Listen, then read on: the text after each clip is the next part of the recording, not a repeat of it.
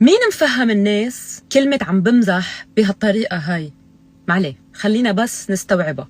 شو يعني امزح؟ أنا عم بمزح معك، يعني أنت لما بتمزح معي أنا لازم قهقه.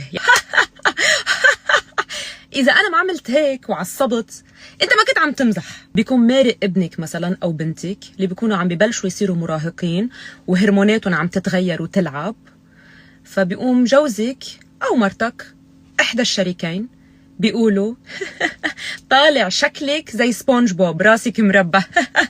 فبيقوم هيدا الطفل برد جواب كبير لأنه هيدا الجيل ما بيسكت، فبيقوم الشريك بيعصب وبيقلك شوفي بنتك كيف ردت علي، ما بتعرفي تربي.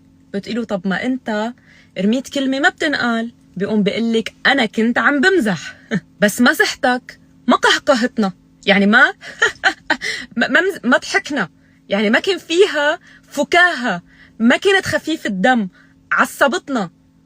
هيدا مش مزح، تنمر أبوي. بيكون مارق ابنك المراهق فبيقول له رايح جاي رايح جاي، درس لك كلمتين، ما بشوفك عم تدرس، روح ادرس. بطريقة بتخلي اللي رايح يدرس يقرر ما بقى بده يدرس. فطبعا بيقول له أنا ما بقى دارس. بيقوم بيقول لك شوفي تربيتك. طب ما أنا لما بدي أقول له يدرس ما بحكيه بهالطريقة. This is a terrible approach. أنا ممكن كنت أقول له حبيبي يرضى عليك كل شيء واطلع ادرس لك كلمتين.